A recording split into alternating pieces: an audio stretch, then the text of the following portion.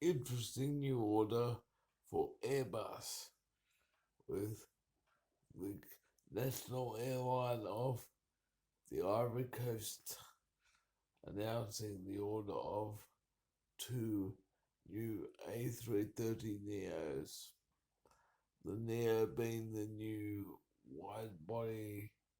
version of the A330 for Airbus, and this marks a great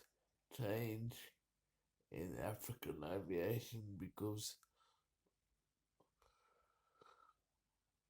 it further diminishes Boeing's presence there and really is an example of the American dominance that was historically in Africa being on the back foot